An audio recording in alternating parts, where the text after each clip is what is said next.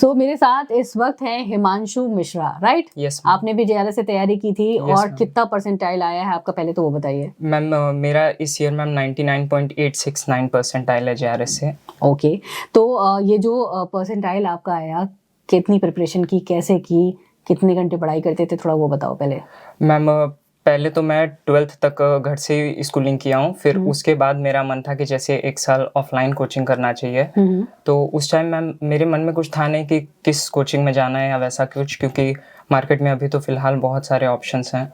तब मैम मेरे पापा ने बोला कि जब मेरे पापा बीएचयू में पढ़ते थे तब से जेआरएस का नाम काफ़ी रहा है। तो मेरे पापा ने बोला कि एक बार जेआरएस चल के देखना चाहिए कि जेआरएस की फैकल्टीज़ वगैरह कैसी हैं। तो फिर हम लोग जब जेआरएस में आए तो यहाँ पे झा सर मिले। झा सर का बिहेवियर काफ़ी एक पेरेंट जैसा लगा। तब मैम उस टाइम मुझे रियलाइज़ हुआ कि अगर अभी मैं घर छोड़ के जेआरएस में पढ़ने के लिए 1 साल आता हूँ जेईई के प्रिपरेशन करने के लिए, तो शायद हो सकता है कि वो जो ट्रांजिशन रहे वो घर से कोचिंग वाला ना रहे। झा सर को देख के मुझे ऐसा लगा कि वो जो ट्रांजिशन रहे वो शायद एक घर से दूसरे घर वाला ट्रांजिशन रहे।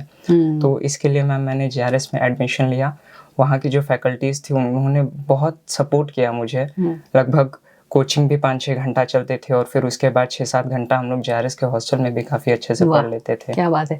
तो मतलब इसीलिए आपको लगा कि आफ्टर 12th आपको जेआरएस ही चूज करना चाहिए, पापा के कहने पर भी, और प्लस जो झा सर का बिहेवियर था उसकी वजह से भी आपको कहीं ना कहीं आप कनेक्ट कर पाए। आपको लगा कि नहीं, यहाँ पे अगर मैं तैयारी करूंगा तो शायद मैं 100% अचीव करूंगा कुछ। यस मैम पापा ने तो जस्ट एक सजेशन दिया था कि एक बार चल के देखना चाहिए। वो तो खैर मेरा ही डिसीजन था कि नहीं, अगर कुछ मिल सकता है तो वो जेआरएस ही मिल सकता है। JRS is the best which I can get right now, क्योंकि मैम यहाँ पे जो है टेस्ट भी काफ़ी रेगुलरली होता था और डाउट्स भी 24/7 टीचर्स अवेलेबल रहते थे। ओपी सिंह सर रहते थे, झा सर रहते थे, मैथ के लिए केएस सर रहते थे।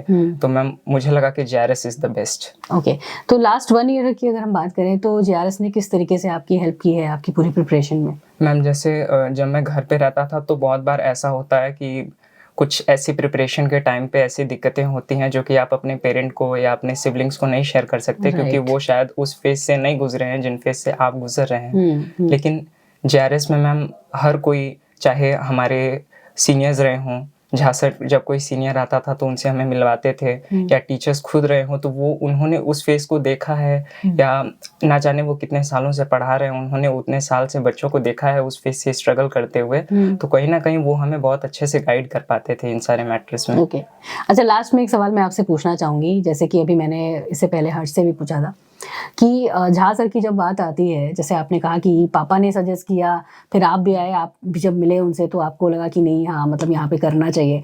तो झा सर का इतना बड़ा नाम है पूरे यूपी में, पूर्वांचल में, तो उनके लिए अगर उनको किसी एक वर्ड में डिस्क्राइब करना हो तो आप क्या कहेंगे? Ma'am hero of our lifes. Oh wow, very nice, क्या बात है। चलिए, बहुत बहुत बधाई हो एक बार फिर से आपको Himanshu. Thank you so much for coming. Thank you ma'am. Thank you guys for watching. सुनते और देखते रहिए रेडियो सिटी।